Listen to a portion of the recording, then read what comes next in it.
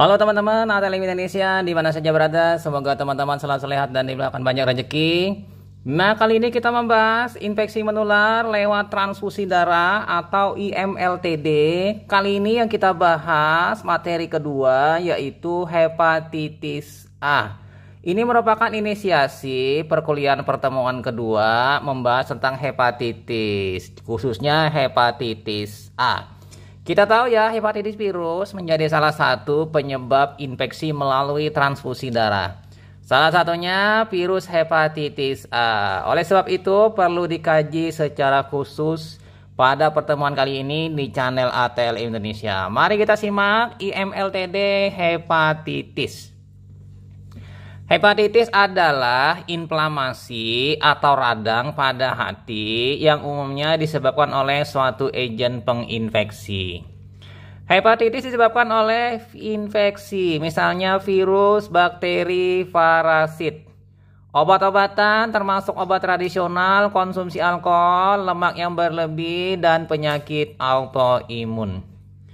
Hepatitis kadang-kadang menyebabkan penyakit akut yang diikuti dengan kerusakan anatomi dan sel-sel fungsional hati. Suatu kondisi yang disebut dengan sirosis. Hepatitis akibat infeksi dapat menyebabkan penyakit kronis atau akut, dan beberapa bentuk hepatitis dapat menyebabkan kanker hati. Nah, kita fokus ke hepatitis A atau hepatitis virus A. Ada 5 jenis virus hepatitis yang ada, dan ini yang paling banyak menyebabkan infeksi, yaitu hepatitis A, hepatitis B, hepatitis C, D, dan E. Nah, virus hepatitis A, B, C, D, dan E secara filogenetika merupakan virus-virus yang berbeda, tetapi mempunyai kemampuan yang sama untuk menginfeksi hati. Hepatitis A disebabkan oleh virus hepatitis A yang dikeluarkan melalui makanan dan minuman. Hepatitis A tidak menyebabkan infeksi kronik karena pada umumnya dapat sembuh dengan sendirinya. Nah, hepatitis A ini virusnya adalah virus jenis RNA, ribonucleic acid. Jadi untayan single saja. Nah, lanjut lagi ya, masuk di hepatitis virus A. Hepatitis A merupakan infeksi hati akut karena sifat menularnya. Penyakit ini disebut dengan hepatitis infeksiosa. Hepatitis A masih merupakan masalah kesehatan di Indonesia karena masih sering menyebabkan KLB. Jadi ini penularannya cepat. Kemudian terjadi KLB cepat, namun hilang juga cepat karena bisa sembuh sendiri. Nah, hepatitis A disebabkan oleh virus hepatitis A atau HAV, virus Entero72 dari keluarga Picornavirus. Jadi kalau ada Vico berarti ukurannya kecil sekali ya di antara virus-virus yang lain. Hepatitis A merupakan penyakit endemis di beberapa negara berkembang, termasuk kita ya, Indonesia. Hepatitis A merupakan hepatitis yang ringan, bersifat akut, sembuh spontan atau sempurna tanpa gejala sisa. Jadi begitu kena si penderitanya ini, dalam beberapa hari dia segera terjadi kenaikan gangguan pada hati secara besar-besarannya. Namun nanti dia ada proses penyembuhan. Beda dengan yang B dan C yang tidak atau sulit sembuh. Kita masuk ke prevalensi hepatitis A. Hepatitis A prevalensinya terutama di negara berkembang. Jadi negara-negara yang salah satunya adalah terkait dengan personal higien dan sanitasi. Karena penularannya melalui makanan minuman yang tercemar virus hepatitis A. Hal ini karena berhubungan dengan sanitasi lingkungan dan perilaku hidup bersih dan sehat yang masih di bawah standar. Di Indonesia, KLB atau kejadian luar biasa hepatitis A terjadi pada tahun 2013 di 6 provinsi. Kepulauan Riau 87 kasus, Lampung 11 kasus, Sumatera Barat 58 kasus, Jambi 26 kasus, Jawa Tengah 26 kasus, dan Jawa Timur 287 kasus. Nampak di sini ya, kasus paling tertinggi di Jawa Timur. Nah, KLB hepatitis A pada tahun 2014 terjadi di 3 provinsi. Nah, tahun depannya yaitu Bengkulu 19 kasus, Sumatera Barat 159 kasus, dan Kalimantan Timur 282 kasus. Tertinggi di Kalimantan Timur. Nah, kita pindah ya ke struktur virus. Teman-teman perhatikan di sini ya, ada gambar virus ya. Di sini dia bentuknya segi 6. Ada di situ kapsid, VVG, kemudian di situ dia ada ssRNA, single stranded, RNA 2,5 kali 10 pangkat 0 Dalton. Kemudian di situ ada viral polipeptida, ada VP1 sampai VP4. Ukurannya 27 nanometer. Virus hepatitis A termasuk hepatovirus. Jadi virus yang menyerang hepar dalam famili Picornaviridae. Struktur virus ada 4 kapsid polipeptida, PP1, PP2, PP3, dan PP4 sebagaimana gambar. Itu merupakan produk polipeptida genom nukleotida 7500. Nah, replikasi terbatas di hepar terutamanya ya, walaupun dia juga bisa bereplikasi di saluran cerna. Periode inkubasi akhir dan fase ikterik akut, virus terdapat di hepar, cairan empedu, tinja, dan darah, sehingga penularannya memungkinkan melalui feses nanti dan juga melalui darah. Nah, darah ini memungkinkan saja nanti penularannya melalui produk darah transfusi. Lanjut lagi kita ke struktur virus. Teman-teman perhatikan di sini ada struktur virus mikrograf elektron virus hepatitis A yang berbulir-bulir putih itu ya, dia adalah virusnya. Virus hepatitis A termasuk dalam genus dan genom Hepatoviride, ssRNA, single stranded RNA. Virus hepatitis A ini ya, dia merupakan virus RNA yang bereplikasi di sel-sel hati atau sel hepar atau sel hepatosit. Virus hepatitis A merupakan partikel dengan ukuran diameter 27 nanometer.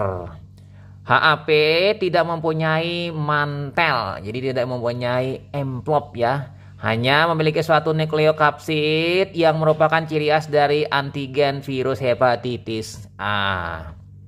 Masih ya di struktur virus hepatitis A, ini adalah ilustrasi gambarnya. Dia memiliki kapsid ya yang menyelubungi dari genom RNA-nya, dan ada PPG, viral protein genomik.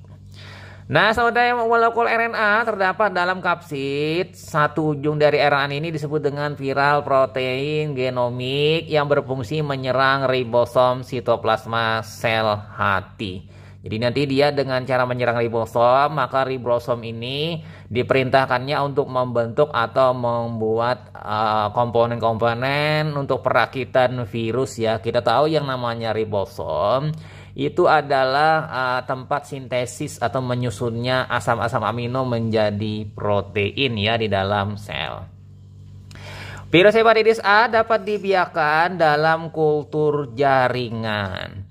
Replikasi dalam tubuh dapat terjadi dalam sel epitel usus dan epitel hati. Bisa juga nanti di sel di bagian lambung ya, yang penting di saluran cerna karena masuknya melalui tertelannya makanan minuman.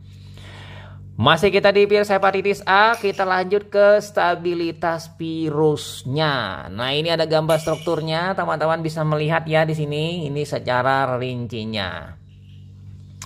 Virus hepatitis A dapat ditemukan di tinja berasal dari empedu yang diekskresikan dari sel-sel hati. Jadi dikeluarkan dari hati mengeluarkan sel partikel virus ini. Kemudian dia masuk ke empedu, dari empedu nanti masuk ke analisis empedu menuju duodenum. Di duodenum ini dibuang nanti bersama tinja. Nah, melalui sel saluran empedu dan dari sel epitel usus. Nah, virus hepatitis A itu sangat stabil dan tahan terhadap panas pada suhu 60 derajat Celcius selama kurang lebih 1 jam. Jadi dia ini memiliki resistensi yang cukup bagus karena di suhu 60 dia masih bertahan selama 1 jam. Nah, stabil dia pada suhu udara dan pH yang rendah. Berarti asam dia tahan dan suhu udara yang terbuka. Lalu tahan terhadap asam dan asam empedu. Ya, karena di dalam empedu itu ada asam empedu, asam kolat. Memungkinkan virus hepatitis A melalui lambung dan dikeluarkan dari tubuh melalui saluran empedu. Karena dia tahan di asam sehingga dia mampu bertahan nanti di lambung, di empedu. Nah, kita pindah ke cara penularannya.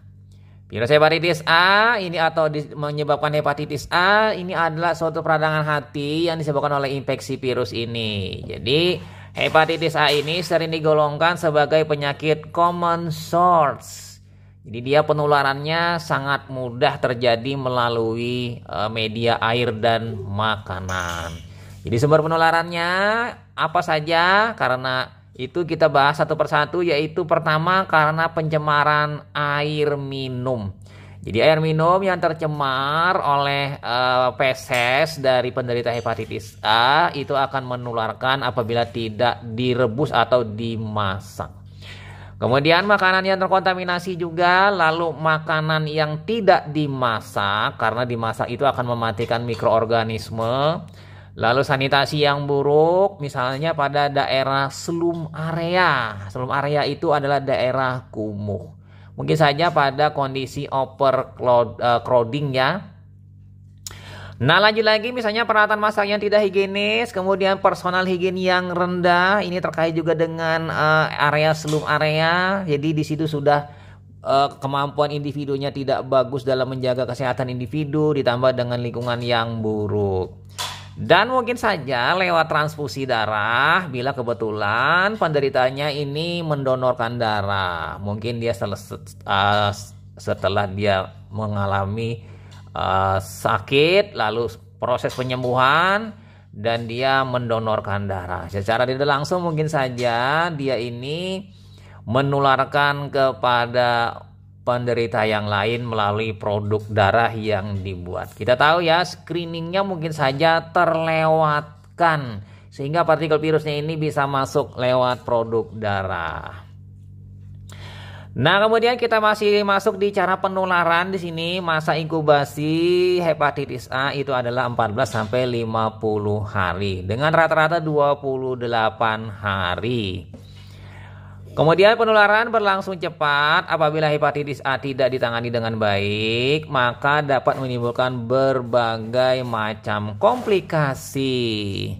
Yang pertama, hepatitis fulminan. Artinya fulminan ini menyerang agresif, cepat dan parah, sehingga segera setelah terinfeksi si pasien mengalami ikterus yang berat dan air kemihnya langsung gelap. Ini adalah salah satu yang fulminan. Bisa saja nanti mungkin menetap. Autoimun hepatitis ini terjadi autoimun, kemudian kolektatik atau kolestasis hepatitis, gangguan pada saluran empedu atau empedunya. Kemudian hepatitis relap bisa saja terjadinya kambuh. Kemudian sindrom pasca hepatitis, inilah sindrom kelelahan kronik. Nanti kita bahas di selanjutnya ya. Lalu hepatitis A bersifat akut, tidak pernah menyebabkan penyakit hati kronik. Jadi dia sekali serang, kemudian gejalanya berat, lalu penyembuhan. Nah, beda dengan yang C, ringan tapi kronis. Nah, cara penularan kita lihat secara skema sebagai berikut untuk virus hepatitis A. Jadi memakan makanan dan air terkontaminasi.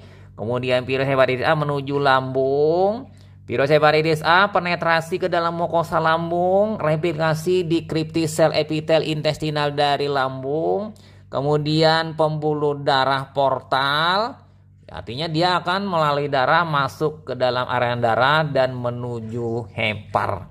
Nah, di hepar ini dia menjadi tempat yang utama untuk proses infeksi, yaitu si virus hepatitisnya ini dengan reseptor permukaan sel hepar dia akan melakukan proses pengenalan dulu, lalu nanti terjadi fusion, masuk dia ke dalam permukaan sitoplasma dari sel hepatosit.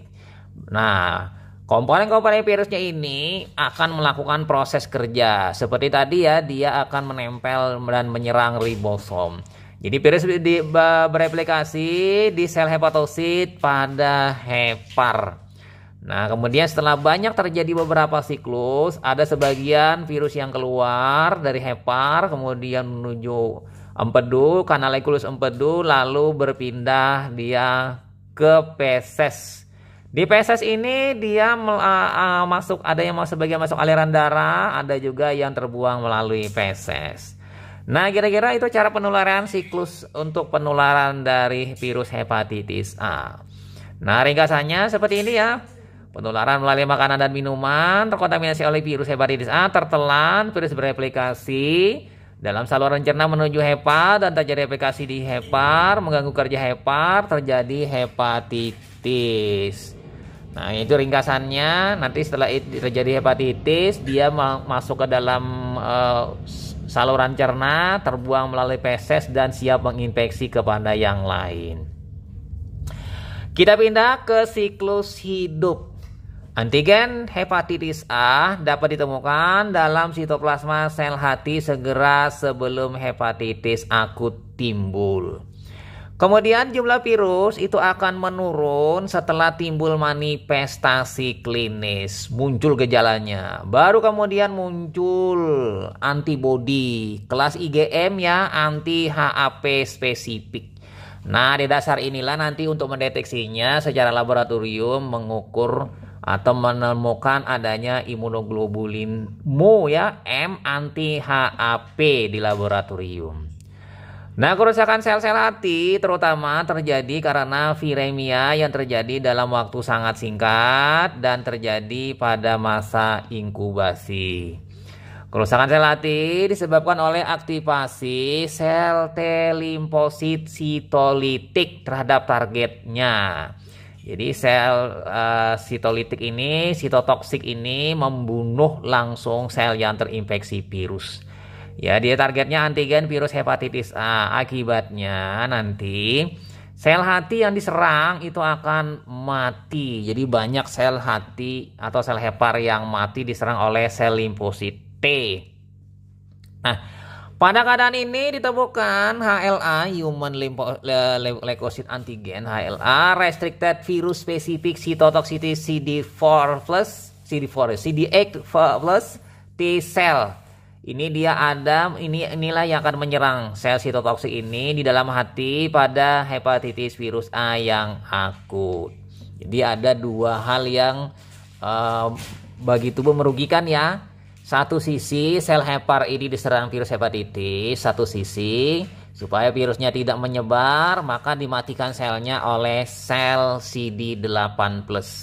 Tapi satu sisi sel yang dimatikan ini akan merugikan bagi tubuh. Jadi dua sisi yang berbeda merugikan bagi tubuh.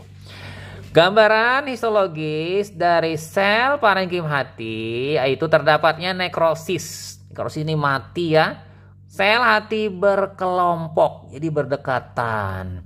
Dimulai dari center lobulus yang diikuti oleh infiltrasi sel limfosit, makrofag, sel plasma, eosinofil, dan neutropil. Jadi mengerahkan sistem imun spesifik dan non spesifik di sini. Jadi non spesifiknya yang paling banyak yaitu limfosit T ya, T sitotoksik, makrofag ini yang pemakan sel, kemudian sel plasma ini antibodi, yang menghasilkan antibodi, eosinofil ini alergi, kemudian neutrofil ini adalah yang fase cepat untuk memakan atau membunuh ya mikroorganisme yang masuk. Ikteres terjadi sebagai akibat hambatan aliran empedu karena kerusakan sel parenkim hati. Jadi ikteris ini akibat sel hepatositnya tidak berfungsi sebagaimana mestinya dalam memetabolisme produk-produk pemecahan eritrosit yang mengalami apoptosis. Jadi pigmen bilirubin yang didapatkan dari pemecahan hemoglobin diubah menjadi hem dan globin, kemudian hemnya dicabut besinya diubah menjadi biliverdin diubah menjadi bilirubin indirect, lalu masuklah ke aliran darah melalui protein transport. Nah, inilah yang bermasalah. Bilirubin direct dan bilirubin indirect ini terganggu dalam metabolisme. Mungkin saja di sini kedua-duanya meningkat, baik bilirubin indirect maupun bilirubin direct, tergantung hasil nanti dari laboratorium. Jadi karena kerusakan sel parenkim hati, terdapat peningkatan bilirubin direct dan indirect dalam serum. Nanti beda ya dengan anemia hemolitik pada bayi baru lahir, itu bilirubin indirectnya tinggi. Sementara nanti kalau pada sumbatan empedu itu adalah bilirubin directnya yang jauh lebih tinggi. Nah, lanjut lagi kita masuk kerusakan yang muncul akibat infeksi virus hepatitis A. Ada 3 kelompok kerusakan di sini. Yang pertama di daerah portal, kemudian di dalam lobulusnya, dan di dalam sel hati. Jadi di permulaannya di portalnya, kemudian ke dalam lobulusnya, dan di dalam sel-selnya. Di dalam lobulus yang mengalami nekrosis, terutama yang terletak di bagian sentralnya. Jadi di sini cukup berbahaya juga, virusnya menyerang ke hati. Kadang-kadang hambatan aliran empedu ini mengakibatkan tinja berwarna pucat seperti dempul ya, feses alkoholis. Kenapa demikian? Karena pigmen bilirubin yang harusnya masuk ke siklus enterohepatik atau melalui kanalikulus empedu itu tidak tersampaikan ke duodenum, sehingga tidak mewarnai feses. Harusnya feses berwarna kekuningan, ini menjadi pucat karena tidak ada urobilinogen atau sterkobilinogen pewarna feses alami. Dan juga terjadi peningkatan enzim fosfatase alkali. Ini adalah indikator peka terhadap gangguan hati ya. Kemudian 5 nukleotidase dan gangguan dari gamma glutamil transferase atau gamma GT. Nah, kerusakan sel hati akan menyebabkan pelepasan enzim transaminase yaitu AST dan ALT ke dalam darah. Ini ciri khas kerusakan hati dengan naiknya enzim transaminase. Jadi nanti gambarannya teman-teman bisa melihat itu ada gambaran AST ALT meningkat, ALP meningkat, gamma GT meningkat. Jadi ada 4 enzim yang mengalami peningkatan plus nanti bilirubin ya, total direct dan indirect, itu gambaran di laboratoriumnya. Nah, pelepasan enzim hepar lah di sini. Peningkatan SGPT ini era lama, yang baru saat ini tidak menggunakan SGPT lagi tapi ALT istilahnya. Karena literatur Indonesia banyak mengatakan SGPT. Literatur internasional pakai ALT dan ada di kit-kit reagen sudah ALT. Memberi petunjuk adanya kerusakan sel parenkim hati lebih spesifik daripada peningkatan SGOT, AST. Mengapa demikian? Karena jauh lebih banyak ALT di dalam sitoplasma sel hepar ketimbang AST. AST ini masih banyak di dalam mitokondria sel hepar. Dan juga kalau persentasenya di dalam hati lebih sedikit dibandingkan di sel otot jantung. Jadi kalau misalnya mau menggambarkan fungsi hati, pada kasus akut maka ALT meningkat walaupun AST juga meningkat. Jadi kalau AST ini pada kerusakan miokardial dan sel-sel otot rangka, otot lurik. Nah, pada kasus akut lebih tinggi kadar ALT dibandingkan AST, namun keduanya dipasangkan memberikan gambaran hepar yang mengalami gangguan atau kerusakan. Nah, sementara enzim lain itu terjadi peningkatan enzim laktat dehidrogenase LDH. Karena LDH ini juga meningkat pada kerusakan sel hati terkait dengan terjadinya inflamasi atau peradangan non spesifik LDH meningkat. Jadi nanti tambahannya adalah LDH. Kadang-kadang terjadi hambatan aliran empedu kolestasis yang lama menetap setelah gejala klinis sembuh. Nah, kita pindah ke diagnosis hepatitis A. Diagnosis hepatitis A ditegakkan dengan ditemukannya IgM antibody terhadap virus hepatitis A di dalam serum penderita. Ini yang spesifiknya. Kalau tidak spesifik tadi pemeriksaan enzim-enzim. 1-2 minggu sebelum gejala ikterik atau kuning pada kulit, terjadi demam sedang, anoreksia, mual, muntah, dan gejala tidak khas lainnya. 1-5 hari sebelum kekuningan muncul pada tubuh, air kencing atau air kemih berwarna kuning kecoklatan seperti teh. Artinya ini ikterus dan terjadi bilirubinuria. Tinja berwarna pucat, warna putih pada mata akan berwarna kekuningan. Jadi putih mata kita ini menjadi kuning. Yang diikuti kekuningan pada kulit. Berarti ini sudah jatuhnya ke jaundice ya, ikterus. Jaundice itu istilah Prancis, tapi kalau ikterus ini istilah yang Inggris.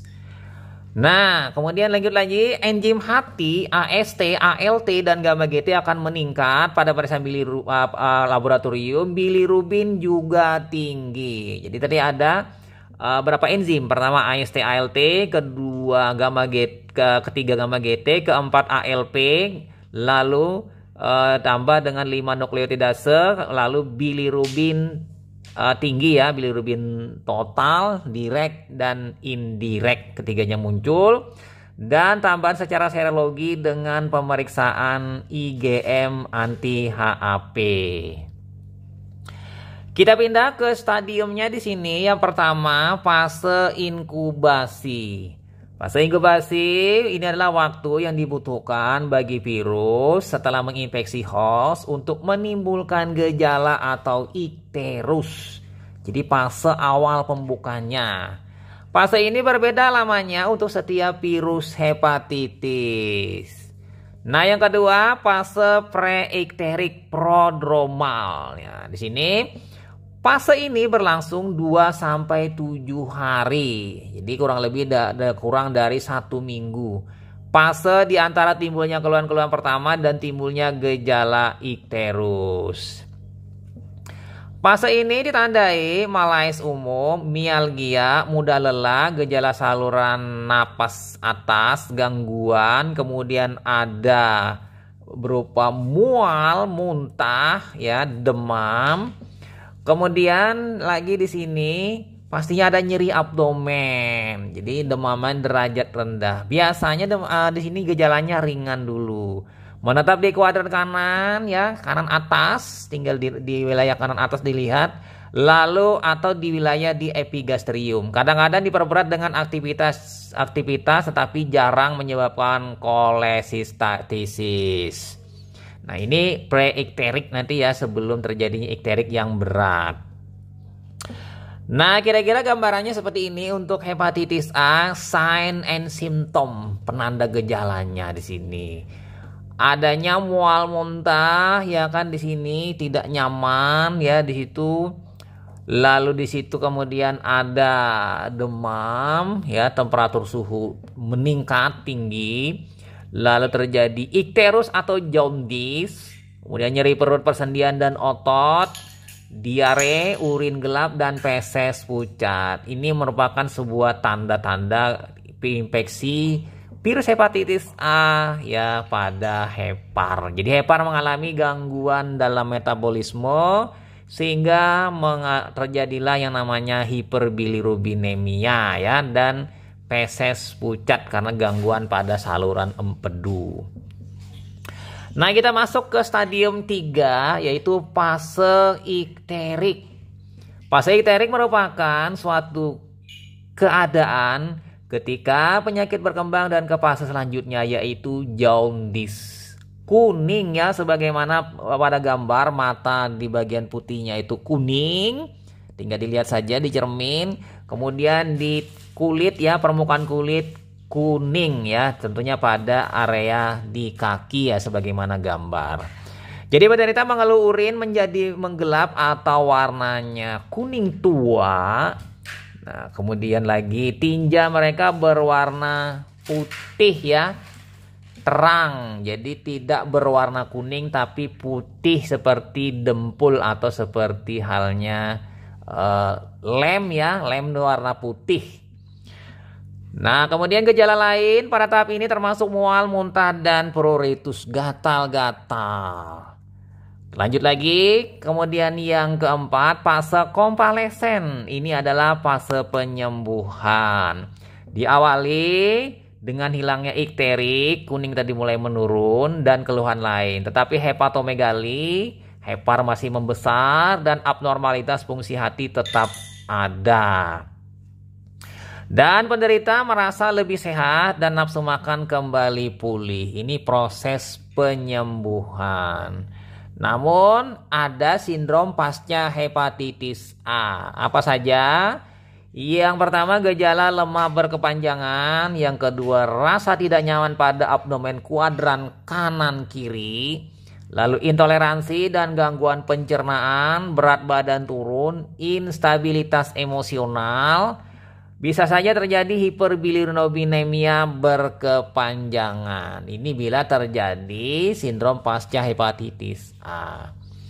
Nah, sebagai penutup kita membahas pencegahan penularan hepatitis virus A, yaitu pemberian imunoglobulin. Ini cara utama, itu per individu pasca paparan virus. Jadi sudah terpapar diberi pemberian imunoglobulin. Jadi dia mungkin belum divaksin, berisiko terpapar kurang dari 2 minggu. Profilaksis untuk individu, bisa saja terjadi alergi vaksin tadi. Jadi tiap individu responnya beda-beda. Nah, kemudian ada pemberian vaksinasi bagi yang belum tertular, yaitu cara terbaik karena akan menghasilkan imun.